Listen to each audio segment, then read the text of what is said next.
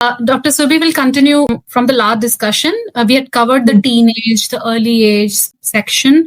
Just one question was left at that point in time, so I'll just ask that one and then we'll continue with the 20s and further, okay? One of the questions was actually also related to both boys and girls. Is it normal and okay to masturbate? And Yes. yeah, how much Yes, is it too is. much? हाँ, actually जब हम masturbation की बात करते हैं ना, तो इसमें हम काउंटिंग पे चले जाते हैं कि कितना इज नॉर्मल और एबनॉर्मल. ये जो एज होती है ना, इसमें हर चीज को एक्सप्लोर करने का मन करता है. And with this you have orgasm, like तो फीलिंग ऑफ हैप्पीनेस और जो एक अलग ट्रैंकुलाइजिंग वाली जो फीलिंग आती है, वो बहुत अट्रैक्ट करती है और बहुत ज्यादा बार बार इंसान का मन करता है करने के लिए. सो ऐसा नहीं कि व्हाट इज टू मच और इससे ज्यादा हो गया तो फिर खराब हो गया और इससे कम हुआ तो खराब हो गया. ये बस एक स्टेज है जब आपके साथ, आपकी बॉडी के साथ आप एक्सप्लोर करते हो अपनी चीजों को. तो masturbation is a normal physiological process. Specially boys में क्या होता है कि जैसे लड़कियों में, फीमेल्स में एग्स होते हैं, तो जो एग्स होते हैं ओवरी के अंदर हैं और वो लिमिटेड नंबर में है. तो वो विद टाइम, एवरी टाइम जब भी हम ओव्यूलेट करते हैं, मेंस्ट्रुएट करते हैं, तो कुछ एग्स हमारे खर्च हो जाते हैं, यूज हो जाते हैं. बॉयज में क्या होता है कि it is like a production house. वहां पे एक फैक्ट्री है जहाँ पे स्पर्म बन रहे हैं. तो जब कभी स्पर्म बहुत ज्यादा होते हैं तो एक प्रेशर होता है कि बॉडी उनको बाहर निकालना चाहती है. तो उसमें समझ लीजिए जैसे बाल्टी भर गई है तो उसको बाहर खाली करना है, और क्योंकि प्रोडक्शन हो रहा है तो उसमें फिर क्या होता है, आइदर थ्रू नाइटफॉल और जो मतलब हिंदी में इसको बड़ा बेकार सा नाम देते हैं. बेकार इसलिए बोल रही हूं क्योंकि वो गलत है, स्वप्न दोष नहीं है. तो नाइटफॉल या वेट ड्रीम्स या हिंदी में स्वप्न दोष, ये इसके थ्रू स्पर्म बाहर आ जाते हैं. या फिर एक डिजायर होती है टू इजैकुलेट थ्रू मास्टरबेशन. तो मैं ये बोलूंगी कि मुझे लगता है कि मास्टरबेशन के बारे में बात होनी चाहिए, एजुकेट करना चाहिए. It is always good to masturbate then कि आप किसी पे अपने आप को इम्पोज करो. किसी के साथ जबरदस्ती करने से मास्टरबेट करना इज ऑलवेज गुड. तो अगर ये डिजायर है तो बस आपको ये पता होना चाहिए कि क्या नहीं करना है. आपको आपके हैंड्स जो है वो सेफ होने चाहिए. आप पब्लिक प्लेस में नहीं कर सकते हैं ना, ये लीगली भी ठीक नहीं है. और किसी की भी अगर कहना चाहिए किसी को की भी डिग्निटी को वो हर्ट कर रहा है तो वो दैट इज नॉट नॉर्मल. तो आप एक प्राइवेट प्लेस में विद सेफ प्रोसीजर, मतलब आपके हैंड्स क्लीन है, आप जो भी आप अंडरगारमेंट्स वगैरह पहन रहे हैं, आपने हैंड प्रॉपरली वॉश किए, तो हाइजीन का बाद में उस एरिया को आपने क्लीन एंड ड्राई रखा है, तो it is perfectly okay to masturbate.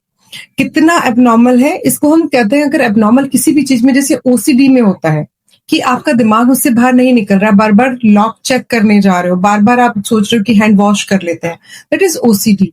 तो मास्टरबेशन के केस में भी अगर वो ओसीडी बन जाए कि आपको हर वक्त वही ख्याल आ रहा है, then it is a problem. वो उतनी ही प्रॉब्लम है जितनी कि बाकी ओसीडीज के साथ में है.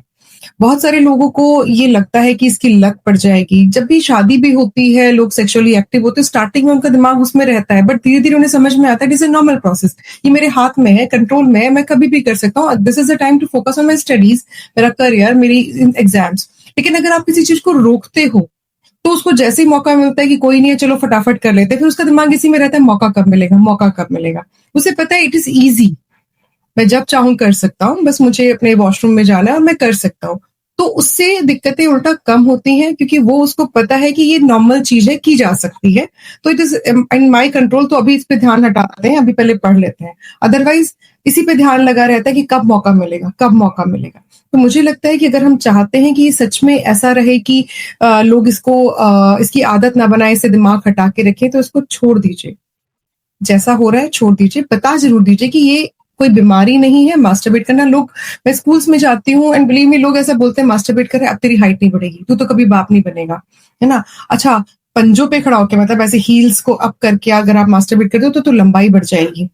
मतलब क्योंकि बात नहीं हो रही तो कोई कुछ भी बोल रहा है, कुछ भी बोल रहे हैं लोग, है ना. और लड़कियों को परेशान करना है तो उनके सामने मास्टरबेट करना शुरू कर दो, क्योंकि ये एक तरीका है ना, किसी जो चीज छुपाई जा रही है उसको खुले में करना शुरू कर दो तो लोग इरिटेट होंगे, परेशान होंगे.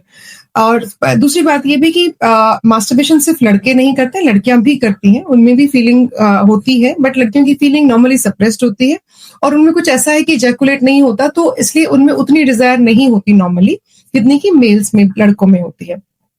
सो जैसे हमने पहले भी बात की थी कि हमारी बॉडी प्रिपेयर हो रही है अपने जैसे इस दुनिया में लाने के लिए. है ना, हम इंसान हैं, हम लिविंग बीइंग है, तो कोई भी लिविंग बीइंग का एक काम है कि अपने जैसे इस दुनिया में लाए ताकि वो एक नेचर में उनकी एग्जिस्टेंस बनी रहे। सो इसके लिए स्पर्म्स प्रोड्यूस हो रहे हैं, एग्स हमारे पास हैं। ये प्रोसेस शुरू हो गया है एडोलेसेंस में, लेकिन ये कंप्लीट होगा जाके एडल्टहुड में, जब आप बड़े हो जाते हैं।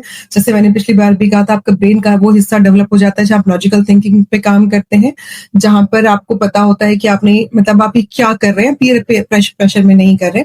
तो बट मशीन में काम करना शुरू कर दिया, प्रोसेस अंडर कहना चाहिए कि मेंटेनेंस है, या ये कहने की शुरू हो चुका है। जैसे पहले दिन अगर फ्लाईओवर बनने लगा, पिलर्स बनने खड़े हो गए, तो आप उस पर गाड़ी नहीं दौड़ाते हैं जब तक कि वो पूरी तरह तैयार ना हो जाए, उसकी सारी टेस्टिंग्स ना हो जाए। इसीलिए आपकी बॉडी ने काम करना शुरू कर दिया। दैट डजंट मीन कि आपको आज ही करना है ना।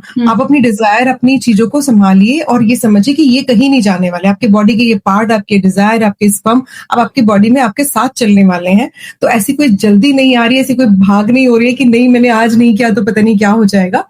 और ये बात पेरेंट्स को भी समझनी है कि ये बॉडी का नेचुरल प्रोसेस है, इसमें ऐसा कुछ नहीं है कि कर लिया तो क्या होगा। खाना खाने का ओसीडी तो खाना खाने का भी हो सकता है, ओसीडी तो किसी भी चीज का हो सकता है।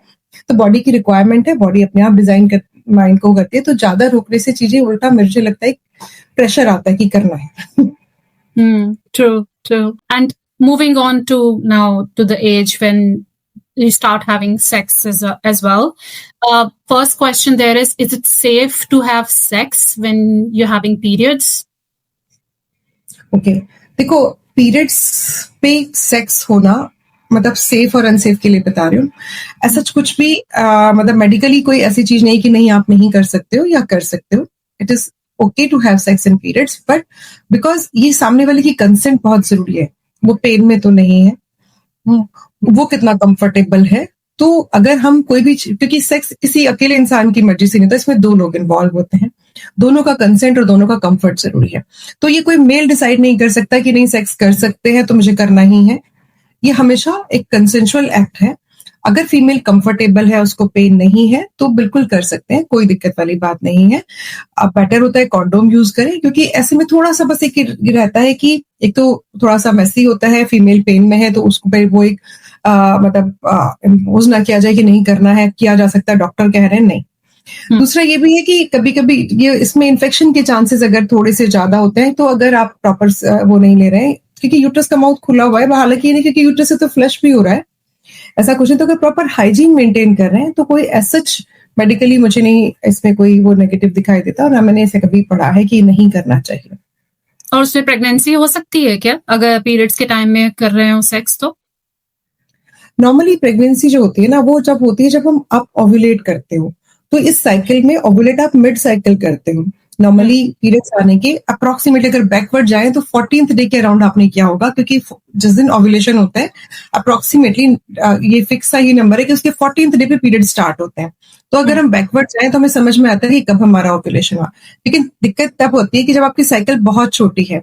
मान लीजिए आपकी 21 डेज की साइकिल है और आपकी ब्लीडिंग चलती है 8 डेज तक।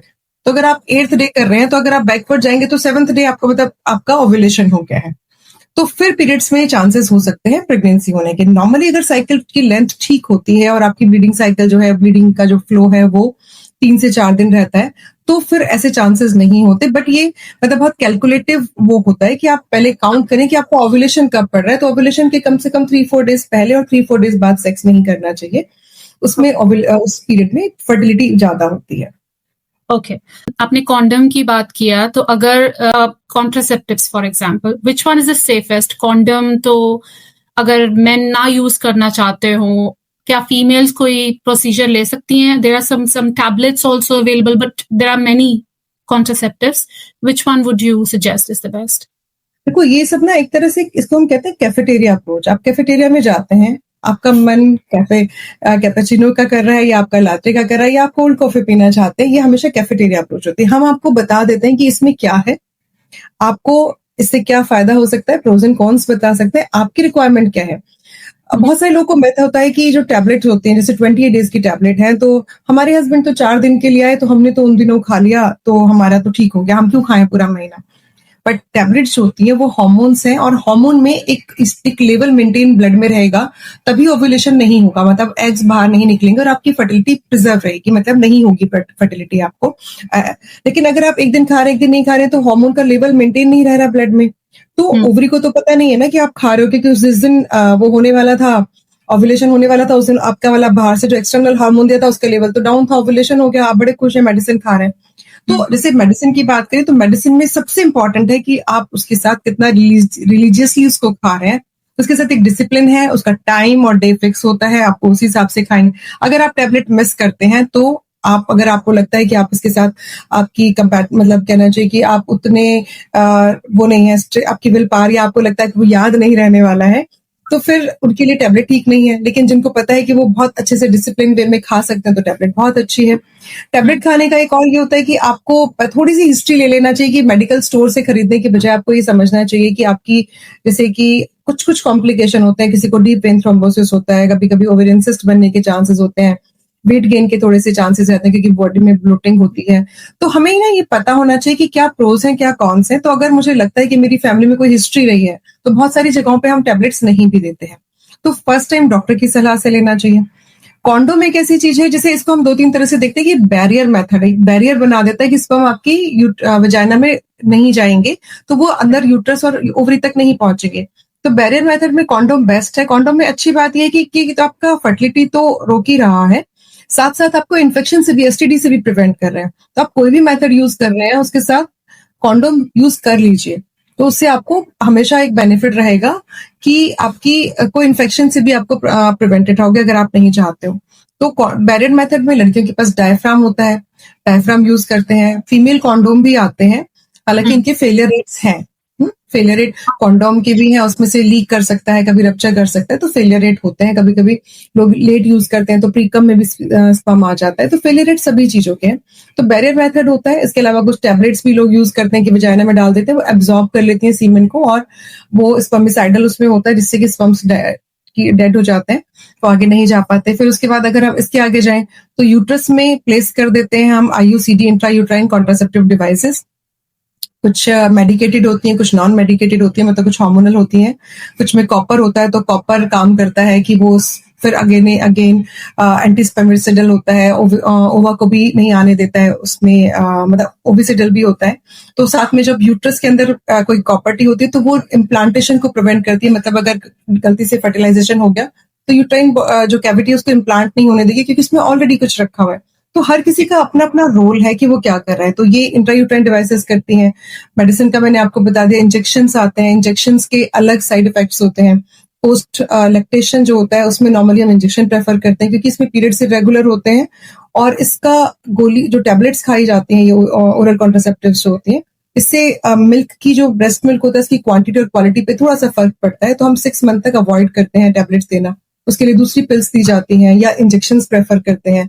या फिर आजकल पोस्टपार्टम IUCD होता है, PPIUD कहते हैं, जैसी डिलीवरी हुई तुरंत IUCD डाल दिया, उसमें से 20% चांसेस होते हैं कि वो निकल जाए, लेकिन फिर भी कम से कम अगर आपसे गलतियां हुई, अगर 75% भी रिटेन हो गई तो चांसेस कम होते हैं प्रेगनेंसी के। तो इस तरह से बहुत सारे मेथड है। आपका आपके उसके हिसाब से क्या सूट करता है, आपके लिए क्या सही है, वो आप ही डिसाइड कर सकते हैं कि किस सर्कमस्टांसेस में आप क्या यूज कर रहे हैं, मतलब आपकी डिजायर क्या है। एक क्वेश्चन आया था, अगर फर्स्ट टाइम सेक्स हो, could be a bride, could be like India में तो हम लोग जनरली मानते हैं कि ब्राइड है तो फर्स्ट टाइम सेक्स है, so the question came like that. अगर फर्स्ट टाइम सेक्स है तो कोई प्रिकॉशंस एज इन कोई मेडिसिन वगैरह लेनी चाहिए? What is the recommendation? Because generally brides या शादी से पहले लोग पहले नहीं जाते गायनेकोलॉजिस्ट के पास में, so what is the safest thing that you would suggest if anybody wants to take? देखो, इसमें ना ये होता है कि आप बिल्कुल ठीक है ना, एक प्री कंसेप्शनल काउंसलिंग होना और प्री मैरिटल काउंसलिंग बहुत जरूरी है, क्योंकि आप एक नई लाइफ में एंटर कर रहे हो, जहाँ पे मतलब सेक्स सिर्फ ये नहीं है कि आप इंटरकोर्स इसलिए नहीं कर रहे हो क्योंकि अब आप मैरिड और कर सकते हो, आपको लाइसेंस मिल गया है। अगर आप इससे कंसीव कर जाते हो तो एक बहुत बड़ी रिस्पॉन्सिबिलिटी आपके ऊपर आने वाली है, और इस बात को हमें समझना पड़ेगा, क्योंकि आजकल वो फैमिलीज हैं जहां पर कि आपको ये रिस्पॉन्सिबिलिटी निभानी पड़ती है। तो बहुत सोच समझ के हमें इसमें आगे बढ़ना होता है कि ठीक है, हम सेक्स को एंजॉय भी करें, लेकिन हम रिस्पॉन्सिबिलिटी के लिए भी रेडी हैं या नहीं। तो मुझे लगता है कि प्री मैरिटल काउंसलिंग होनी चाहिए, बहुत मैंडेटरी है, उन्हें गायनेकोलॉजिस्ट से जाके मिलना चाहिए। जो जैसा कि बहुत अच्छा लगता है मुझे जब मैंने देखा था कि ट्विंकल खन्ना ने पहले अपने ब्लड टेस्ट कराए थे कि हमारी फैमिली में मतलब वो मिल रहे हैं कि नहीं, गुण मिल रहे हैं नहीं मिल रहे हैं, हाँ, कंपैटिबिलिटी हमारी इससे, तो हम कितने समझदार हैं एक दूसरे को लेकर। हमें ये पता है कि बहुत सारे लोगों को पहली बार तब पता चलता है कि उनको तो थायराइड है जब वो पहली बार मतलब एंटीनेटल चेकअप के लिए आता है, बहुत सारी चीजें। तो रेगुलर ब्लड चेकअप होना और एक प्री मैरिटल काउंसलिंग की अब आप एक नई जिम्मेदारी, एक नए उसमें एंटर कर रहे हो, लाइफ में एंटर कर रहे हो, तो क्या क्या ध्यान रखना है। अगर आपने कंसीव कर लिया है तो प्री कंसेप्शनल काउंसलिंग भी होनी चाहिए कि अब आपने कंसीव कर ही लिया है तो क्या करना है। तो पहले उसके आने के पहले क्या तैयारी करनी है कि डिसीजन हमारी लाइफ में क्या क्या जिम्मेदारियां लेके आने वाला है। और अगर हम कंसीव कर चुके हैं तो मतलब कंसीव करना चाहते हैं और हमने प्लानिंग कर ली है तो प्री कंसेप्शनल काउंसलिंग भी होनी चाहिए कि अब हम तैयार हैं, हम मेडिकली फिट हैं ये सब करने के लिए। तो उसके लिए डॉक्टर के पास जाना हमेशा ठीक रहता है। तो मुझे लगता है कि ये एक बहुत अच्छा कॉन्सेप्ट है जो जरूर होना ही चाहिए कि हम अपने बच्चों को ये बताएं कि आप शादी से पहले ये डिसीजन ले लो कि आपको अगली लाइफ में क्या करना है। तो क्योंकि जब नॉर्मली सबको रहता है कि फर्स्ट नाइट है, लड़कियों को तो बेचारियों को, मैं सच बोल रही हूँ, बहुत सारी लड़कियों को उसी दिन पता चलता है कि शादी का मतलब ये था। वो तो शादी, गहने और कपड़ों में इतनी खुश रहते हैं कि शादी हो रही है। तो और तक पता चलता है कि बहुत सारे लोग प्रेग्नेंट हो जाते हैं, पहली बार में हो जाते हैं, पहले दूसरे मंथ में हो जाते हैं। तो उसमें वो एकदम फिर ऐसा होता है कि लाइफ में अरे पहला बच्चा अबॉर्ट करा लिया तो फिर तो आगे बच्चे नहीं ठहरेंगे, अरे ये तो करना ही नहीं चाहिए, ये तो ऐसा होना ही नहीं चाहिए। वो डिसीजन थोपे जाने लगते हैं, मतलब अब उसकी लाइफ एकदम उसके हाथ से निकल जाती है कि क्योंकि उसने वो फर्स्ट नाइट वो प्रिकॉशन नहीं ली, अब उसकी लाइफ में वो डिसीजन पावर ही खत्म हो गई कि अब उसे बच्चा रखना है नहीं रखना है, कौन पालेगा, क्या मैं तैयार हूं। अब उसकी लाइफ में सब कुछ डिसाइड हो गया। तो इतना बड़ा एक डिसीजन उसकी लाइफ से, उसकी सारी फ्रीडम चली गई, उसकी अपनी कंट्रोल चला गया, सिर्फ इसलिए क्योंकि उसको ये नहीं पता था कि फर्स्ट नाइट पे प्रिकॉशन ली जा सकती है। तो मुझे लगता है ये तो एक तरह से क्राइम है फिर है ना, कि आपको नहीं, आपको बच्चे को, जो भी लड़की मैरिज कर रही, मतलब मैरिज के लिए एंटर कर रही है, इवन मेल भी उसमें रिस्पॉन्सिबिलिटी तो आती है, उसको ये बात जरूर पता होनी चाहिए कि कॉन्ट्रासेप्टिव्स क्या होते हैं, मैं अब इस लाइफ में एंटर कर रही हूँ तो क्या कितने % चांसेस है मैं प्रेग्नेंट हो सकती हूँ, तो मुझे क्या प्रिकॉशन लेने हैं, क्या करना है क्या नहीं करना है, ये नॉलेज पहले से दी जानी चाहिए। अगर किसी गैप के बाद में सेक्स हो, it could be maybe a divorce और समथिंग, और कुड बी एनी रीजन, काफी गैप हो गया है in between sex and then having a sex and it is painful, is lubricant safe to use, or is there any medication, should there be any exercises that one can do in that case? Medications आते हैं, मतलब medication lubricant से आते हैं normally. देखो क्या होता है कि वजाइना और मतलब जो हमारा नेचर है उसने हमें वो लुब्रिकेंट अपने आप से दिया है। जो एक डर होता है ना इतने टाइम वाला, तो लड़कियां उस जोन में एंटर नहीं कर पाती जहां उसको वो एंजॉय करें। अगर वो जोन में एंटर कर जाती है तो वजाइना अपने आप से लुब्रिकेट हो जाती है, बाहर से किसी एक्सटर्नल लुब्रिकेंट की जरूरत नहीं पड़ती है। बट अगर ये फील हो रहा है कि मैं नहीं एंटर कर पा रही हूँ जोन में, अभी स्टार्टिंग में मुझे थोड़ा टाइम लगेगा, तो इट्स ऑलवेज ओके, मतलब it's fair to use lubricant. ये जो होते हैं ये बिल्कुल ही कहना चाहिए कि ये एकदम न्यूट्रल पीएच वाले जो लुब्रिकेंट होते हैं, इसमें कोई एंटीसेप्टिक या किसी चीज की जरूरत नहीं, दे आर जस्ट लुब्रिकेंट, तो ये यूज किए जा सकते हैं, इसमें कोई खराब या गलती नहीं है। और हो सके तो अपने डॉक्टर से मिलके कर ले, तो क्योंकि मेंटली सेक्स में अपने आप को मेंटली रिलीज करना बहुत जरूरी होता है, और अगर आपको लग रहा है आप नहीं कर पा रहे हैं तो सेक्स पेनफुल हो जाता है। तो ऐसे में lubrication is a good thing. And मैं हमेशा बोलती हूँ कि मतलब ऐसा नहीं कि आप कोई आया और सीधे सेक्स की ओर चला जाए, जो वो उसके पहले का जो फेज होता है जिसको हम फोरप्ले कहते हैं, दैट इज वेरी इंपॉर्टेंट कि सामने वाला अपने आप को छोड़ पाए, मेंटली फ्री कर पाए, तो नॉर्मली लुब्रिकेशन की जरूरत नहीं पड़ती है। और इट्स नॉट के एक्सरसाइजेस से बेटर होगा, ये चीज या तो यू लुब्रिकेंट या फोरप्ले एज यू मेंशन्ड, या करेक्ट मैम। या आप कॉन्ट्रासेप्टिव हुआ है तो उसको तो ऐसा तो नहीं है कि वो मतलब कुछ उसको वेजिनिस्मस है, इसका मतलब वो सिर्फ मेंटली उसने अपने आप को होल्ड कर लिया है, वो डरा हुआ है, नहीं गिव अप, मतलब अपने आप को फ्री नहीं छोड़ पा रहा है, दैट इज द रीजन। तो हमें उसमें उसको मेंटली कितना फ्री कर पाते हैं that is more important. But हाँ, जब तक नहीं कर पा रहे हैं तो लुब्रिकेंट यूज कर सकते हैं। And that is also over the counter is also safe, or is it necessary to go through? मुझे लगता है कि एक बार डॉक्टर से बात कर ली जाए डॉक्टर से बात कर सकते हैं। एंड कुछ एक कंपनी के ल्यूबिक ऐसे कुछ आते हैं, वो पर्पजली ही बने इसके लिए हैं। मगर उसमें अगर कोई मेडिकेशन है, कोई ईस्ट्रोजन वाले आ रहे हैं या कुछ भी आ रहे हैं, तो उसमें फिर एक बार आप पहले उसको पढ़ लीजिए कि उसमें कोई मेडिकेशन या कोई एंटीसेप्टिक या कोई हार्मोन तो नहीं है, उसकी आपको जरूरत नहीं है। They are just, it is just a lubricant, then it's okay.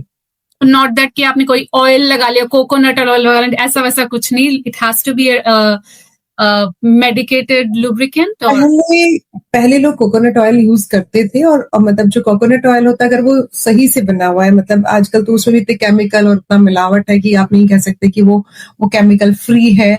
बहुत सारे लोग वेस्लिन भी यूज कर सकते हैं, क्योंकि हर वक्त आपके पास क्रीम हैंडी हो।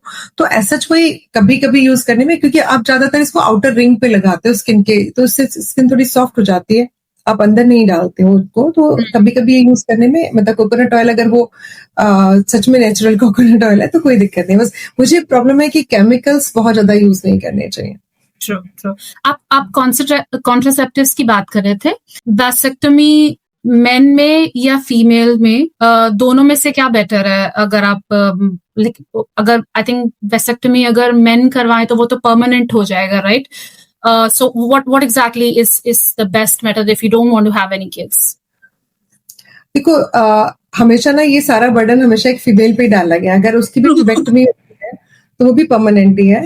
तो ऐसा नहीं है कि मतलब ये, लेकिन अभी तक सोसाइटी ने इसको सिर्फ बच्चा होना ना होना ये फीमेल की रिस्पॉन्सिबिलिटी है। मेल को तो बस सेक्स करना है और उसके बाद उसकी कोई जिम्मेदारी नहीं है। अबॉर्शन हो जाए तो हो, मेरे तो पैसे खर्च करवा दिए, तुम पे इतना खर्चा हो रहा है, भाई आया कहाँ से ये बच्चा? डिलीवरी होती है, अब वो डिसीजन ले रहे हैं बाहर की नॉर्मल कराएं कि सिजेरियन, अरे लड़की हो गई और पैसा भी खर्च हो गया तो क्या फायदा। तो मतलब हम ऐसे लेते हैं कि लड़की के लिए हम ये डिसीजन, पैसे के मामले में हम ये देखते हैं कि पैसा कहाँ बच रहा है, कंफर्ट लड़कियों का कम देखा जाता है। तो ऐसे ही मैंने मतलब ज्यादातर लोग ऐसा मानते हैं कि लड़कियां ही करा लें तो ज्यादा अच्छा है, लड़कों का तो क्या है, ये हो जाएगा। इस तरह के कुछ मिथ्स है। ऐसा नहीं है, मैं अगर प्रेफर करूं तो मैं वेसेक्टमी प्रेफर करूंगी। Okay.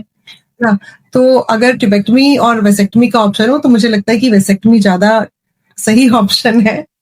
थोड़ा सी जिम्मेदारी लड़कों को भी उठानी चाहिए इस चीज के लिए। और ऐसा कुछ भी नहीं है कि अगर कभी IUI की जरूरत पड़ेगी तो आपकी टेस्टिस से तो स्पर्म लिया ही जा सकता है, तो उसमें यूज हो जाएगा। बट अगर वेसेक्टमी भी कर ली है तब भी पॉसिबिलिटी है प्रेगनेंसी की। स्पर्म तो रहेगा ना, क्योंकि हमने उसके रास्ते को ही तो बंद किया है, प्रोडक्शन को बंद नहीं किया ना। ओके मैम, थोड़ा सा ना एक्सप्लेन कर देंगे what is the difference vasectomy में और for women, what exactly is the difference between? मैंने उस दिन आपको यूट्रस दिखाया था, तो यूट्रस में दोनों तरफ ओवरी है और एक ट्यूब है जो कनेक्ट करते हैं जिससे ओवा यूट्रस तक पहुंच रहा है।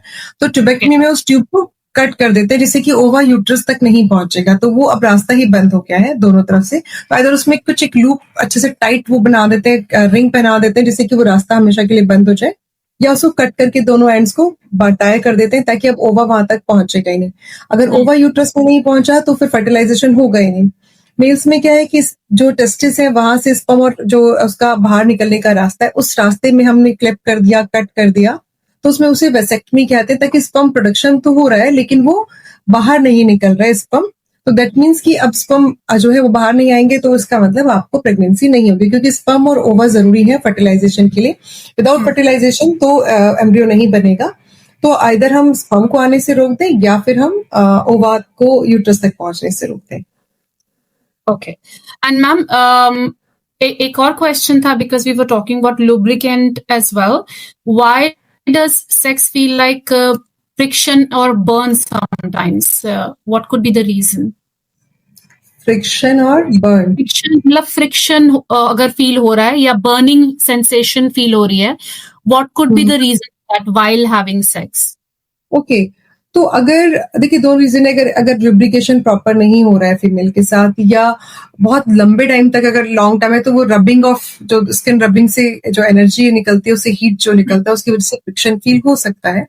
तो मुझे लगता है कि ऐसे में थोड़ा सा ब्रेक ले लेना बीच में, अगर आपको लगता है कि लंबा चल रहा है, तो it's always better to take a break और फिर से आप उसको दोबारा एक्साइटमेंट हो ये सब करें। क्योंकि बहुत सारी बार ये मैंने भी सुना है कि और मतलब कि लड़कों का बहुत लंबा अगर इंटरकोर्स चल रहा है मतलब, तो उसमें फीमेल को पूरा इंजरी हो जाती है। मतलब कितनी बार मैंने देखा कि पूरे लिप्स से स्वेल हो जाते हैं, तो फोर्सफुल सेक्स की वजह से भी पेन होता है और बार बार मतलब लॉन्ग टर्म तक रबिंग होती है अगर स्किन की, तो उसकी वजह से कई बार स्वेलिंग आ जाती है जो उसका लेबिया के अराउंड होती है, जो हमसे फोर्शर कहते हैं पीछे वाले एरिया को, उसके पास वो स्वेलिंग हो जाती है जो काफी पेनफुल होती है।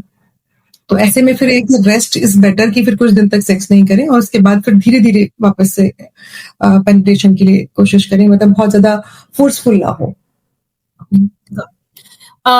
एक और क्वेश्चन था कि if the husband is having higher sex drive and I don't as a female, is there any medical reason for that? Actually normally हम इसको सेक्स ड्राइव से लिबिडो बोलते हैं। मेल में नॉर्मली लिबिडो ज्यादा होता है फीमेल्स के मुकाबले, और फीमेल्स में क्योंकि मतलब घर वैसे भी बहुत सारी चीजें चलती हैं और मेल के दिमाग में, जैसे नॉर्मली कहते हैं लड़कों के दिमाग में सिर्फ सेक्स चलता है, लड़कियों के दिमाग में बहुत कुछ चलता है। अगर दो लोग साथ में है तो उनके लड़के के दिमाग में पहली चीज सेक्स आएगी। तो ऐसे में देखो, इसीलिए मैंने जैसे भी शुरू में कहा कि ये कंसेंशुअल है ना। भले आप मैरिज में भी हैं और आपको बहुत ज्यादा सेक्स ड्राइव है, फीमेल को नहीं है, तो या तो आप कोशिश करो कि उसकी ड्राइव को कैसे इंप्रूव कर सकते हो, सेक्स उसको भी उतना प्लेजरेबल लगे जितना आपको लग रहा है। तो कहाँ वो पार्ट मिसिंग है कि उसको वो प्लेजर नहीं, उसके लिए वो पेन हो रहा है और आपके लिए वो प्लेजर है। तो कहीं ना कहीं हम उस चीज को समझने की कोशिश करें कि कैसे फीमेल भी उतना इक्वली एंजॉय कर सके जितना कि आप कर रहे हैं। दूसरी बात, अगर आपको ऐसा लग रहा है कि फीमेल की सेक्स ड्राइव कम है, जो आप अराउंड मेनोपॉज हो भी जाती है, आफ्टर डिलीवरी हो भी जाती है, बहुत टायर्डनेस रहती है, बॉडी उतना अच्छे से मतलब रेस्पॉन्ड नहीं करती, इतना वो फील नहीं करती कि उसका एंटर करने का मन नहीं, बहुत सारी चीजों में ऐसा हो जाता है, देन यू कैन मास्टरबेट। तो अगर आपको इजैकुलेट करना है तो मास्टरबेट कर लीजिए, बट जबरदस्ती थोपना कि मेरी सेक्स ड्राइव ज्यादा है तुम्हें करना ही पड़ेगा, that is not right. Okay, but does the female also need to visit a doctor to get it checked if it is okay or not, or is it only mental pressure? But like you said कि बहुत सारी चीजों में busy है, post menopause भी हो सकता है, pre menopause हो सकता है। अगर ये चीज इतनी प्रॉब्लमैटिक है कि वो चाहती है पर हो नहीं रहा है, मतलब उसका मन नहीं, वो चाहती है, उसको सेक्स अच्छा लगता है, but now she is not enjoying, कुछ बिल्कुल भी अंदर से इच्छा नहीं कर रही, लिबिडो खत्म हो रही है, then she can consult a doctor. एक होता है कि अंदर से ही मन नहीं कर रहा है, मतलब वो चाहती भी नहीं है, जस्ट टू अवॉइड, उसको लग रहा है कि भाई मेरे से नहीं हो रहा, तो ये लिबिडो नहीं है, मतलब वो उस प्रेशर को, मतलब ये उसका मन ही नहीं कर रहा है, इसका मतलब उसे मजा नहीं आ रहा, उसको प्लेजर नहीं फील हो रहा है, आपको जो हो रहा है। और अगर एक है कि उसको प्लेजर फील होता है बट उसको अंदर से बिल्कुल इच्छा ही नहीं करे, वो लॉस ऑफ लिबिडो है या डिक्रीज लिबिडो है, उसके लिए फिर एक बार डॉक्टर से कंसल्ट किया जा सकता है। मैम आजकल वैसे भी लाइफस्टाइल की वजह से फीमेल्स या तो ये तो शादियां भी हम लोग लेट कर रहे हैं, या प्लानिंग भी लेट हो रही है, प्रेगनेंसी की प्लानिंग लेट हो रही है। How late is too late to be pregnant? That is one question. एक और टेंशन ये भी होती है कि जितना लेट प्रेगनेंसी होगा, आजकल डाउन सिंड्रोम या ऑटिज्म भी उससे रिलेटेड होता है। How can we prevent that? So ये एक मतलब बिल्कुल सही कह रहे हैं कि प्रेगनेंसी जो है, नॉर्मली जब हमारे एग्स रिलीज होना शुरू होते हैं तो जो बेस्ट एग होते हैं वो स्टार्टिंग में होते हैं, धीरे धीरे जो पीछे वाले एग होते हैं वो थोड़े स्लो होते हैं, तो जिसमें चांसेस ऑफ डाउन सिंड्रोम ज्यादा होते हैं। 35 से पहले अगर प्रेगनेंसी होती है तो चांसेस कम होते हैं, तो ऐसा नहीं कि जीरो होते हैं। 35 के बाद चांसेस थोड़े से बढ़ते जाते हैं, 40 के बाद थोड़े और बढ़ जाते हैं, तो डिपेंड्स की कितना एज है। स्पर्म की एज इतने डिपेंड नहीं करती क्योंकि स्पर्म रेगुलरली बन रहे हैं, एग वहां पे स्टोर्ड है, तो एग की लाइफ जो एज है वो ज्यादा इंपॉर्टेंट होती है। इसीलिए बोला जाता है कि अगर आपको शादी करनी है और बच्चे करने हैं फ्यूचर में, तो कोशिश करें कि 35 से पहले आप शादी कर लें, ताकि आप उससे पहले, अगर प्रेगनेंसी आपने मन बना ही रखा है करना है, और तो फिर ठीक है। अगर आपको लगता है कि देखा जाएगा उस वक्त जो होगा तो फिर अलग चीज है, क्योंकि आपको भी अब आप मतलब बिल्कुल आपको पता है कि आप बिल्कुल कॉन्फिडेंट नहीं है कि आपको करनी ही है, बच्चे करने ही है। और इसके अलावा अगर आपको लगता है कि करनी है लेकिन पहले मुझे करियर पे ध्यान देना है, तो आप अपने ओवा प्रिजर्व भी करा सकते हैं, ओवा बैंक्स में जाके आप अपने ओवा रख सकते हैं, और जब आपको लगेगा तो आपके ओवा जो अच्छे वाले ओवा है वो आपके प्रिजर्व रहेंगे, तो जब आप चाहेंगे तो आप उसको आईवीएफ से उसको यूज कर सकते हैं। ओके, and एक और था IVF और natural, is it which one is it safe to go IVF, which one is better? और एक और myth भी है, या पता नहीं ये सच्चाई है, कि IVF मतलब there is a chances of having multiple kids. Is that true? देखो, सबसे पहली बात इंट्रायूटेराइन मतलब इन विट्रो फर्टिलाइजेशन, कि हम इस फर्टिलाइजेशन बाहर करा रहे हैं, लेकिन एग जो है, जो एम्ब्रियो बनने के बाद जब फर्टिलाइज जो एग है वो हम वापस यूट्रस में प्लांट करते हैं, तो बच्चा तो यूट्रस में ही हो रहा है, वो यूट्रस के बाहर नहीं आ रहा कि टेस्ट ट्यूब में बच्चा नहीं बड़ा हो रहा। अब टेस्ट ट्यूब के बाहर जो हम करा रहे हैं सिर्फ फर्टिलाइजेशन करा रहे हैं, एग और स्पर्म को मिलाते हैं बाहर, that is for fertilization, in vitro fertilization, IVF. Fertilization के बाद फर्टिलाइज्ड एग को वापस यूट्रस में रखा जाता है एक स्टेज के ऊपर, तो बच्चा हमेशा यूट्रस में रहेगा, तो वो बच्चा जो बाहर फर्टिलाइज हुआ वो जो अंदर फर्टिलाइज हुआ, तो उससे बहुत बच्चे अलग नहीं होते कि आप पहचान लेंगे ये आईवीएफ है और ये नहीं है। और ये चॉइस नहीं है आईवीएफ, जब आईवीएफ मजबूरी है कि जब आपको पता है कि आपका नॉर्मल जो है नेचुरल वाला फर्टिलाइजेशन नहीं हो रहा, तब आप इसको कराते हो। तो ऐसा नहीं कि चॉइस है कि मैं तो फर्टिलाइजेशन, मैं तो आईवीएफ ही कराऊंगी, क्योंकि बहुत सारे इंजेक्शन, बहुत सारा कुछ झेलना पड़ता है और एक मेंटल प्रेशर होता है कि ओफो मतलब नहीं हुआ, तो ये बहुत एक साइकोलॉजिकली बहुत ज्यादा ट्रॉमेटिक होता है। तो नेचुरल अगर रिप्रोडक्शन मतलब नेचुरल फर्टिलाइजेशन नहीं हो रहा है, तभी हम आईवीएफ की तरफ जाते हैं। और आईवीएफ में क्योंकि हमें ये लगता है कि पूरी साइकिल हम नंबर ऑफ एग्स ज्यादा बनाते हैं, क्योंकि हमें एग्स बाहर निकालने, नॉर्मली एक ही एग सफिशिएंट है, एक ही स्पर्म सफिशिएंट है, मगर हम बाहर निकाल रहे हैं, हम कोई रिस्क नहीं लेना चाहते, तो हम एक से ज्यादा एग बाहर निकालते हैं, एक से ज्यादा एग्स को फर्टिलाइज करा के रखते हैं, और जब हम इम्प्लांट करते हैं तो भी एक से ज्यादा को कराते हैं, ताकि एक फेल भी हो जाए तो हमारा कम से कम एक तो चला जाए, क्योंकि आपको 100% नहीं पता, ये सब आपके कंट्रोल में नहीं है। आप बेस्ट अपना देने के बाद भी नहीं गारंटी कर सकते कि ये तो हो ही जाएगा और ये तो नहीं होगा, तो इसलिए नॉर्मली एक से ज्यादा एम्ब्रियो प्लांट किए जाते हैं। लेकिन ऐसी भी टेक्निक है, अगर आपको स्टार्टिंग में पता चल जाता है तो फिर आप उसको एक एग को खत्म करके आप एक ही एग को मतलब एक ही एम्ब्रियो को आप सरवाइव करने के लिए, अगर आप चाहते हो कि एक ही बच्चा हमें चाहिए, तो ऐसा नहीं है कि उसमें भी आपके पास चॉइस होती है कि आप जाके डॉक्टर से बोल सकते हो कि नहीं, हम अपना एक ही एम्ब्रियो रखना चाहते हैं, दूसरा वाला एम्ब्रियो अगर वो भी कर रहा है तो हम नहीं चाहते हैं उसको, तो ये आपके पास चॉइस है, जरूरी नहीं आपको ट्विंस ही पैदा करने हो, आप सिंगल बेबी भी कर सकते। Is epidural available in India now? I'm not aware of that. And can one voluntarily also ask for cesarean in case? Yes, definitely epidural analgesia हमारे यहाँ होता है, बहुत सालों से हो रहा है, अभी नहीं, मतलब मैंने तो जब पीजी किया था तब से एपिड्यूरल हो रहा है, तो एपिड्यूरल होता है। इसमें कुछ लोग अभी क्योंकि स्मॉल क्लिनिक ज्यादातर इसको अवॉइड करते हैं, क्योंकि बहुत मॉनिटरिंग होती है, प्रेगनेंसी मतलब डिलीवरी का जो प्रोसेस थोड़ा सा प्रोलॉन्ग हो जाता है, क्योंकि पेन के साथ वो पुश नहीं आता है, तो नॉर्मल डिलीवरी थोड़ा सा टाइम ले जाती है। Otherwise it is available in India definitely. And also आपने पूछा था कि हाँ, आप इलेक्टिव सिजेरियन के लिए जा सकते हैं। यस, इट्स योर चॉइस, अगर आपको लगता है कि आपको नहीं पेन बियर करना है। नॉर्मली डॉक्टर तभी एडवाइस करते हैं सिजेरियन के लिए जब कोई ना कोई इंडिकेशन हो, कोई मजबूरी है कि नॉर्मल नहीं हो सकता, लेकिन आजकल लोग चाहते हैं कि नहीं, हमें वो पेन बियर ही नहीं करना, हस्बैंड वाइफ कंसेंट देते हैं कि नहीं, हमें नहीं करना है, तो ठीक है, उनकी मर्जी, मतलब उनका बच्चा उनकी मर्जी। Okay. Moving on to a bit 40s age, how to prepare yourself for pre-menopause and what could be the symptoms that you can look for?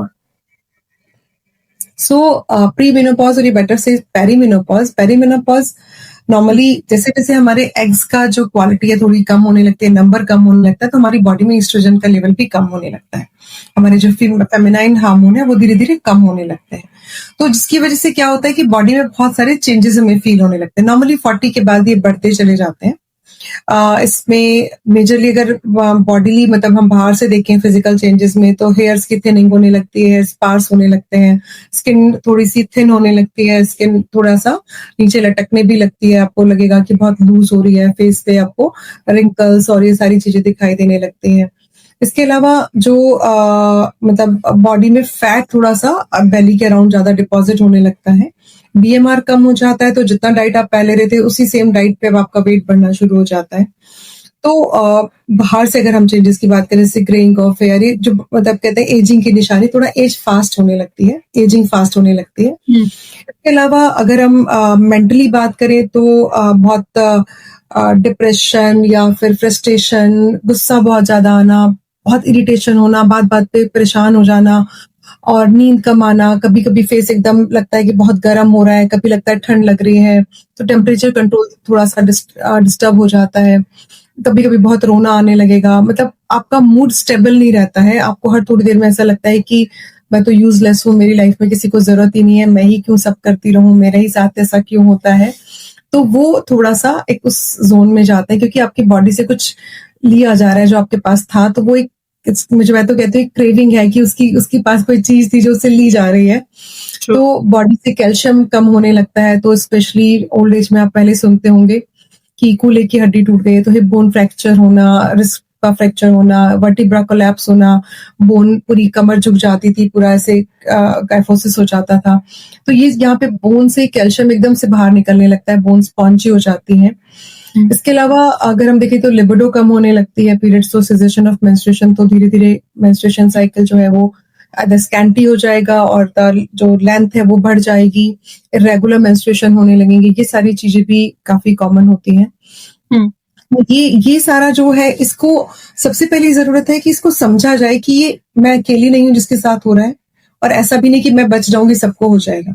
किसी का बहुत इजी होगा मेनोपॉज, किसी का थोड़ा मुश्किल होगा, लेकिन होगा तो हम अगर ये जानते हैं क्यों हो रहा है और हम इसको समझ रहे हैं कि हाँ ये एक ऐसी स्टेज है जब आएगी, तो इसमें हम क्या कर सकते हैं। सबसे पहले तो इसको समझना जरूरी है कि मुझे क्या करना है।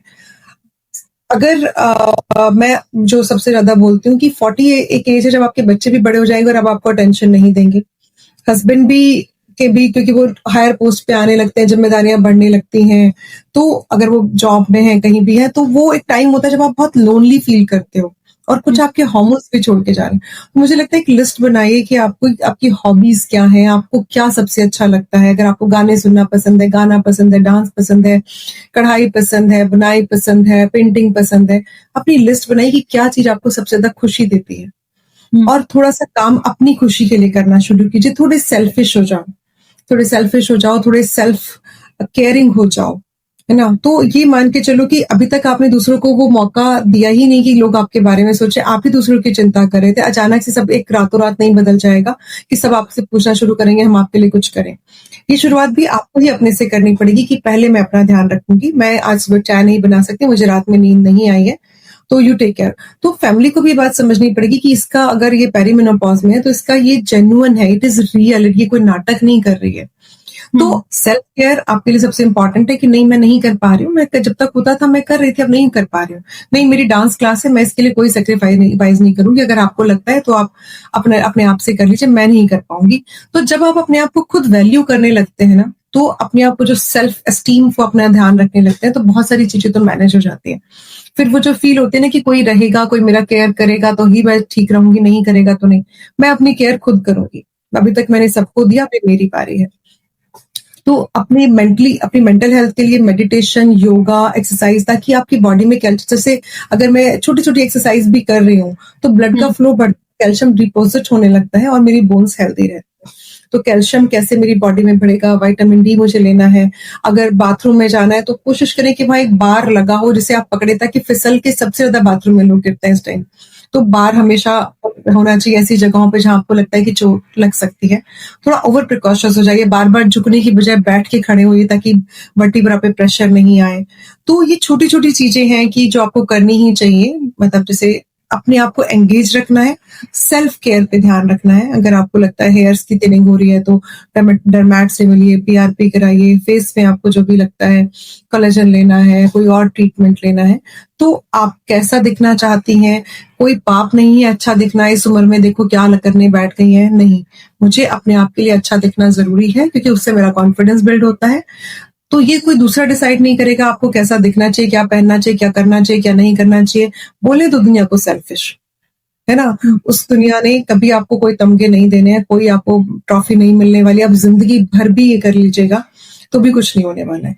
तो बेटर है खुद को तो खुश कर लेना कि अब आगे वाली लाइफ सिर्फ मेरे अपने लिए होगी, मी फर्स्ट। बाकी सब रहेंगे बट मी फर्स्ट। तो वो एक अपने दिमाग में लाना होगा। तो सबसे अच्छा है कि अपना ध्यान रखो, समझो क्या होता है मेनोपॉज, फिर उसमें मुझे अपना ध्यान कैसे रखना है। दूसरे पे भरोसा मत करो, सबसे ज्यादा भरोसा अपने ऊपर करो कि आपको ध्यान रखना है। आपको ऐसा लगने लगता है कि मैंने इतनी इनके लिए क्या, मेरी बारी ये करें, बट उनको अपने आदत कहाँ डाली है ना करने की। आदत तो आप ही, तो फिर आप ही करो, अपना भी ध्यान खुद ही रखो, डिपेंडेंट मत रहो। तो मैम ये 45 से पहले होना शुरू हो जाता है या बाद में, क्या what is the age like? Menopause है ना, हमेशा रेट्रोग्रेड में होता है। जैसे कि मैंने कहा कि मुझे 14 अप्रैल को लास्ट पीरियड आया था, 2025 में, तो मैं 15 अप्रैल 2026 में ये बोल पाऊंगी कि मुझे मेनोपॉज हो गया अगर मुझे 12 महीने लगातार पीरियड नहीं आते हैं। तो 12 मंथ 1 डे पे आई विल अनाउंस कि मेरा मेनोपॉज हो गया है। अगर मुझे 6 मंथ पे पीरियड आ रहे हैं तो मैं पेरीमेनोपॉज में हूँ। तो वो जो उसके पहले का टाइम है मेनोपॉज की, क्योंकि मेनोपॉज आपको पता ही नहीं चलता 1 साल तक तो कि हो भी गया है नहीं, वो तो 1 साल बाद आपको ये पता चलता है कि हाँ हो गया है। तो उसके पहले का पीरियड और उसके बाद का जो पीरियड है वो पेरीमेनोपॉज कहलाता है। नॉर्मली धीरे धीरे चेंजेस आने लगते हैं, ये डिपेंड करता है आपकी हेरिडिटी पे, आपके लाइफस्टाइल पे।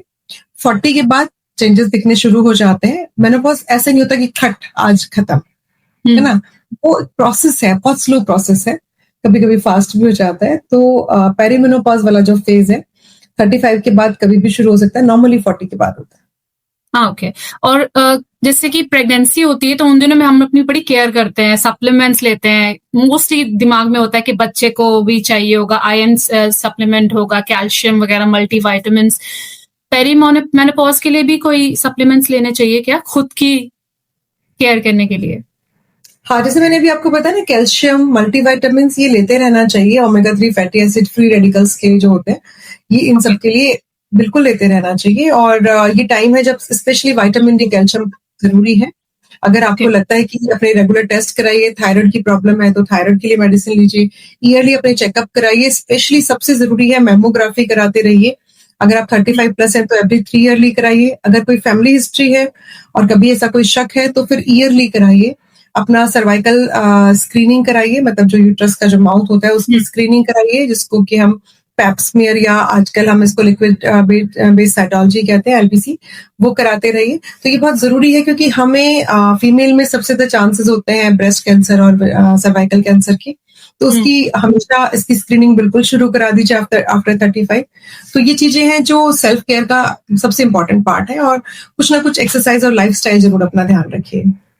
मैम, आपने बात किया ब्रेस्ट कैंसर वगैरह, इससे भी रिलेटेड क्वेश्चंस थे कि कौन से टेस्ट फर्स्ट ऑफ ऑल कराने चाहिए, कितनी बार कराने चाहिए, like after menopause also one should be keep doing some test throughout time, और कैसे how do you lower the risk of ovarian or breast cancer or uterine cancer? देखो, routine test जैसे हम कराते हैं ना अपने, आजकल फुल बॉडी चेकअप सब बहुत सारी कंपनीज ने पैकेजेस निकाले, तो फुल बॉडी चेकअप कराते रहना चाहिए। आपका vitamin D, specially vitamin B12 level ये पता होना चाहिए, थायराइड का स्टेटस पता होना चाहिए, ब्लड शुगर, ब्लड प्रेशर का स्टेटस पता होना चाहिए। एक अल्ट्रासाउंड रूटीन में आप हर साल में एक बार भी कराते रहेंगे। 35 के बाद नॉर्मली मेमोग्राफी कराते हैं, लेकिन अगर ब्रेस्ट बहुत डेंस है उसमें तो हम ब्रेस्ट अल्ट्रासाउंड कराते हैं। और अगर वो आपका डॉक्टर आपको बताएगा कि मेमोग्राफी या ब्रेस्ट अल्ट्रासाउंड या दोनों की जरूरत है। नॉर्मली ईयरली रिपीट कराते हैं। अगर कोई हिस्ट्री नहीं है तो 3 इयर्स में भी करा सकते हैं, बिल्कुल भी कुछ नहीं है। तो ब्रेस्ट मेमोग्राफी या जो ब्रेस्ट अल्ट्रासाउंड और मेमोग्राफी ये 3 साल में भी करा सकते हैं।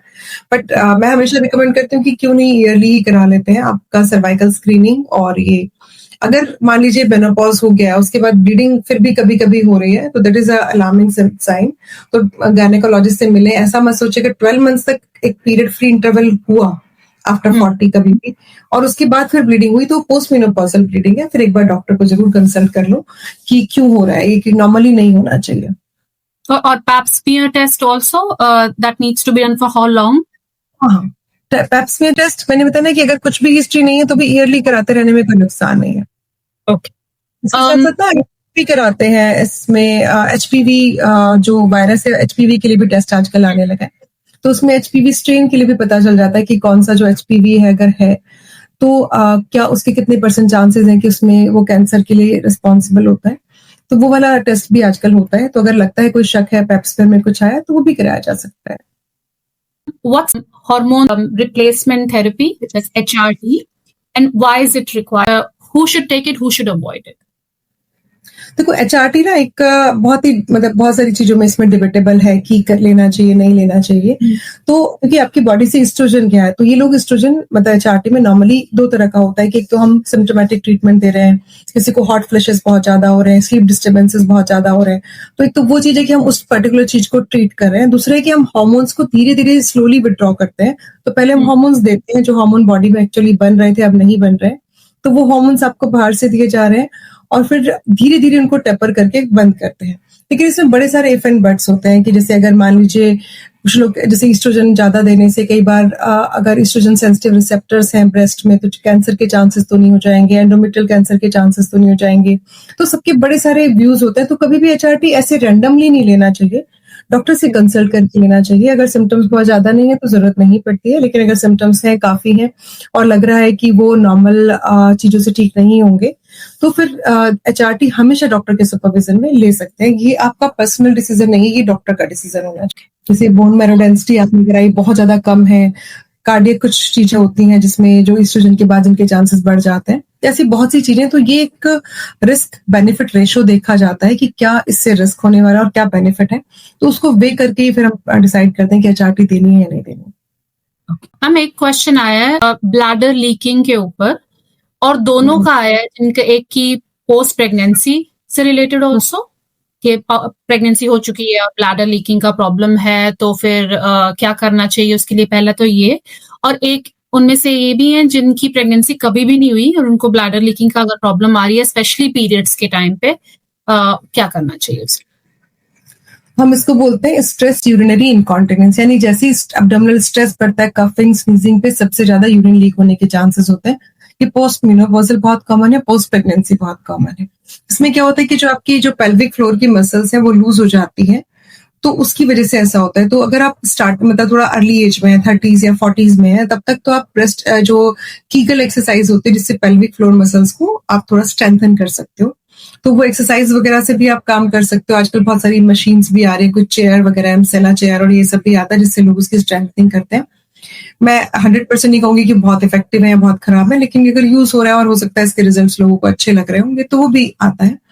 तो ब्रेस्ट ये जो ब्लैडर होल्डिंग वाला है ये कभी कभी बहुत टेम्परेरी होता है, जैसे पोस्ट डिलीवरी या कई बार पोस्ट प्रेगनेंसी। ये शुरुआत के जैसे फर्स्ट 3 मंथ्स में कभी कभी बहुत ब्लैडर पे, क्योंकि उसके यूट्रस के राउंड ब्लड सर्कुलेशन बढ़ता है, तो कभी कभी उस दौरान भी ऐसा हो जाता है। जब आपकी डिलीवरी मतलब 7 मंथ्स के बियॉन्ड जब यूट्रस का प्रेशर ज्यादा आता है ब्लैडर पे, तब भी काफी कॉमन होता है। लेकिन पोस्ट डिलीवरी में भी ये वाला एक फेज आता है कि जब ब्लैडर थोड़ा सा कंट्रोल लूज करता है, तो इसमें हम लोग एक्सरसाइज बताते हैं। ब्लैडर होल्ड करने की एक्सरसाइज होती है, यूरिन होल्ड करने की एक्सरसाइज होती है, और उसमें पेल्विक फ्लोर मसल्स जो होते हैं उनको स्ट्रेंथन करना होता है। पोस्ट मेनोपॉज भी काफी कॉमन होता है, पेरीमेनोपॉज में। उस टाइम पे क्योंकि मसल की स्ट्रेंथ कम हो जाती है, एस्ट्रोजन भी नहीं है सपोर्ट करने के लिए, तो उसमें काफी बार हमें बाहर से कुछ इंटरवेंशंस करनी पड़ती हैं एक्सरसाइज के साथ में, जिसमें एस्ट्रोजन क्रीम्स भी होती हैं, इसके अलावा PRP भी होती है, लेजर भी होते हैं, CO2 लेजर वगैरह भी होते हैं, जिससे इफेक्ट आता है। लेकिन अगर ये बहुत सीवियर है, मतलब बहुत सीवियर है, आपका बिल्कुल भी कंट्रोल नहीं हो रहा है, देन फिर यूरोलॉजिस्ट या यूरोगायनेकोलॉजिस्ट जो होते हैं वो इसमें हेल्प करते हैं, इसको ऑपरेशन से भी करेक्ट किया जाता है। तो ये जिसकी कभी भी प्रेगनेंसी ना हुई हो, अगर उसको ये दिक्कत आ रही हो से मतलब प्रेगनेंसी के बिना भी मसल्स तो रिलैक्स मतलब लूज हो सकती हैं, मसल की स्ट्रेंथ तो कम हो सकती है, क्योंकि वो एक एंगल होता है जिस एंगल पे ब्लैडर और यूट्रस आपस में जुड़े होते हैं, तो वो एंगल डिस्टर्ब होना, और साथ में वो जो सपोर्ट होती है ना वजाइना के पीछे जो कोलेजन सपोर्ट होती है, वो कोलेजन तो धीरे धीरे खराब हो रहा था, तो एंगल डिस्टर्ब हो सकता है। विदाउट डिलीवरी भी चांसेस कम होते हैं, लेकिन ऐसा नहीं कि नहीं हो सकता है। ओके। कब पता चलता है कि मेनोपॉज खत्म हो गया है? अगर पीरियड्स इरेगुलर हो जाते हैं, कई बार मंथ काफी टाइम तक नहीं आते। मैंने आपको बताया मेनोपॉज खत्म नहीं होता, मेनोपॉज होता है। तो मेनोपॉज डेफिनेशन ही ये है, पेरीमेनोपॉज खत्म हो गया, मेनोपॉज हो गया। तो मेनोपॉज की मैंने डेफिनेशन अभी आपको बताया, 12 मंथ्स का जो पीरियड फ्री इंटरवल है आफ्टर 40s में जो भी है, तो अगर ये हारा 12 मंथ्स पीरियड फ्री इंटरवल और आप प्रेग्नेंट नहीं है, तो फिर 12 मंथ 1 डे पे हम बोलते हैं मेनोपॉज हो गया। उसके बाद कुछ सालों में धीरे धीरे बॉडी एक्लिमेटाइज कर जाती है, फिर धीरे धीरे उनका बॉडी पे आपका कंट्रोल वापस आने लगता है, सारी चीजें ठीक होने लगती हैं। ये पड़ाव है, ये कोई एक हॉल्ट है, ऐसा नहीं कि लाइफ एंड होगी अब ऐसा ही रहेगा, ऐसा बिल्कुल भी नहीं है। लाइफ वापस से आपकी बॉडी में बहुत मतलब कहना चाहिए कि पावर होती है वापस से अपनी उस जगह पे आने के लिए। मतलब मैं जानती हूँ कि मेरा मेनोपॉज 37 पे हो गया था, it was a surgical menopause, मेरे को सर्जरी करानी पड़ी किसी रीजन से, एंड आफ्टर मतलब 2-3 साल मुझे बहुत तकलीफ हुई, बहुत टेंशन रही कि क्या हमेशा, बट अभी मुझे याद भी नहीं रहता है। मुझे लगता है कि जो 35 में कोई भी लेडी कर सकते हैं वो 50 में कर पाती हूँ। ऐसा कुछ भी नहीं है, मतलब सारी मैंने अपनी स्किन पे भी वापस काम किया, मैंने हेयर्स पे भी काम किया, अपनी बॉडी पे। तो आपका लाइफस्टाइल अगर अच्छा होता है तो आप वापस वो सारी चीजें रिगेन कर लेते हो, लाइफ में वापस उस लाइफ में एंटर कर जाते हो। ऐसा कुछ भी नहीं है जो हमेशा के लिए चला जाएगा, बस एक फेज आएगा जहाँ पे आपको खुद को संभालना है और फिर वापस आप जो है नॉर्मल लाइफ जी सकते हो।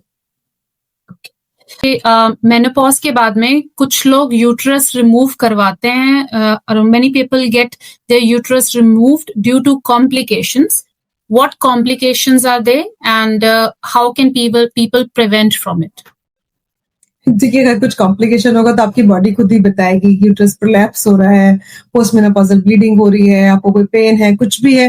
तो अगर आप डॉक्टर के पास जाते हैं और उसका रीजन यूट्रस निकलता है कि ये यूट्रस की वजह से हो रहा है, तो भी डॉक्टर निकालेगा। अदरवाइज तो after menopause uterus is a vestigial organ, वो है या नहीं है बॉडी में फर्क नहीं पड़ रहा है, बट अननेसेसरी यूट्रस कोई भी नहीं निकालेगा।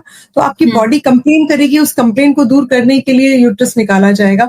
तो वो कंप्लेन आपकी बॉडी आपको बताएगी कि आपको प्रॉब्लम है, तो जाइए, मतलब उसका इंतजार मत कीजिए कि कुछ होता है तो जाके करा लो। हम यूट्रस निकलवाने के लिए कंप्लेन नहीं ढूंढ रहे हैं, कंप्लेन होगी उसके लिए यूट्रस निकलवाया जाएगा। तो उसके लिए कुछ अलग से ढूंढने की जरूरत नहीं है अपनी लाइफ में। Got it. पीरियड से रिलेटेड एक और क्वेश्चन था, why do periods smell sometimes and what to do about it? देखो, ब्लड की ना एक स्मेल होती है। अगर मैं ओटी में भी जाऊं और मैं अगर उस दिन उस ओटी को क्लीन ना हो, उसमें वो जो ओटी वाले जो सोक लिनन है वो वैसे ही पड़े रहे, तो अगले दिन मैं ओटी में नहीं घुस सकती, क्योंकि ब्लड की अपनी एक स्मेल होती है।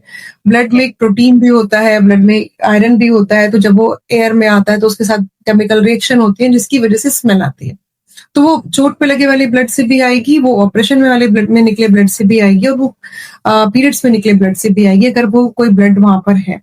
लेकिन अगर ये हमेशा पीरियड्स के टाइम पे आ रही है और स्टार्टिंग से ही आ रही है, या तो आपने बहुत दिन मतलब पैड को बहुत लंबे टाइम तक रखा है, इन्फेक्शन होने के चांसेस हैं। लेकिन अगर एक मतलब पीरियड्स खत्म हो गए लेकिन यूट्रस एक डिस्चार्ज और स्मेल आ रही है, then it may be infection, but blood की अपनी भी स्मेल होती है। Is gut a subject in MBBS?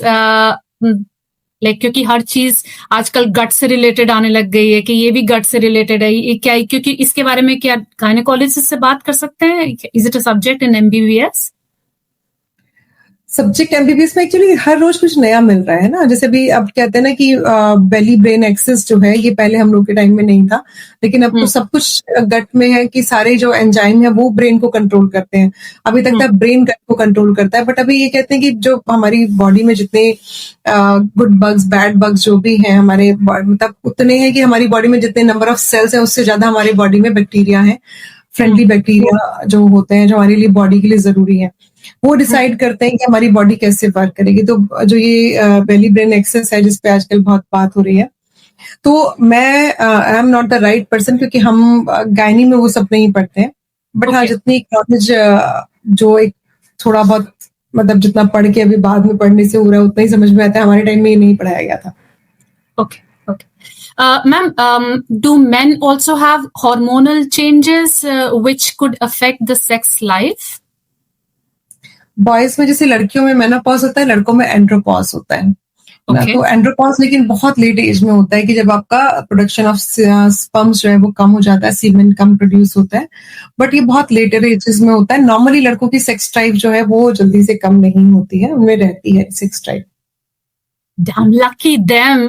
No problem at all.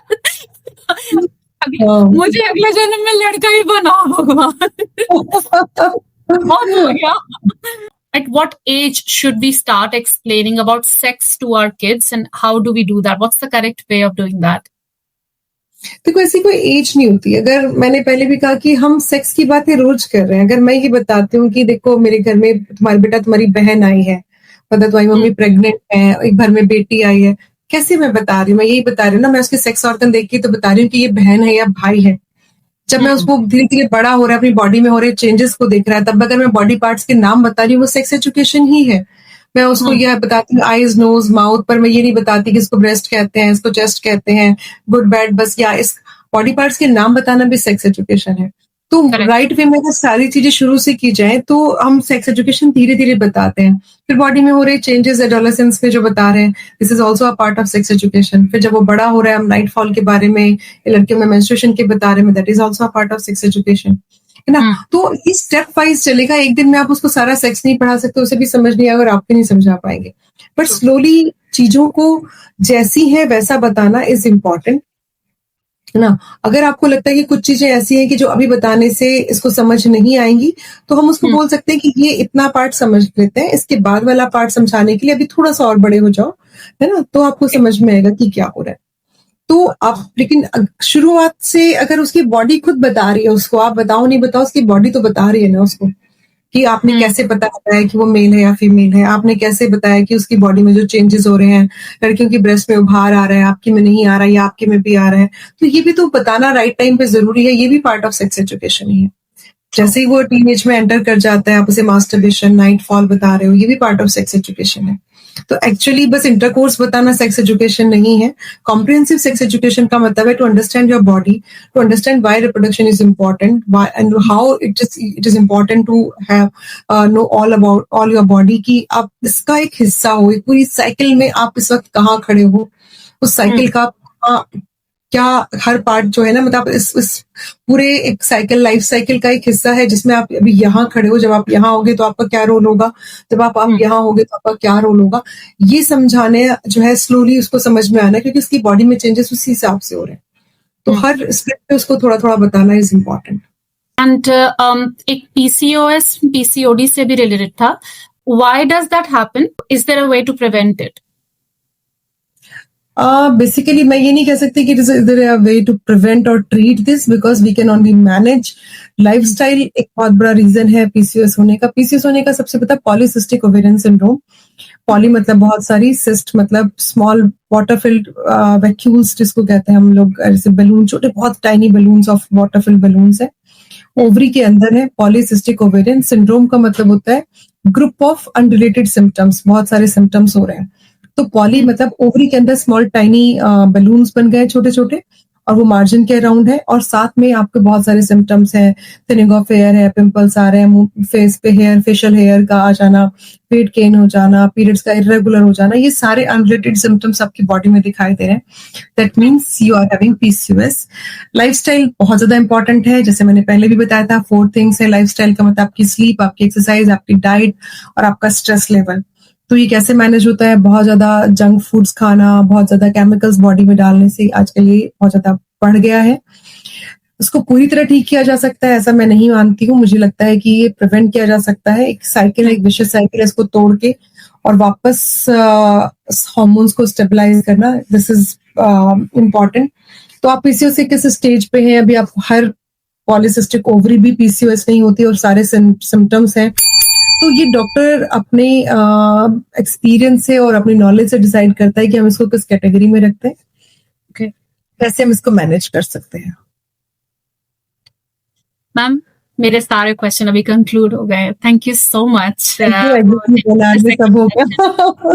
But thank you so much, Dr. Surbhi. It has been a pleasure knowing you and learning so much from you.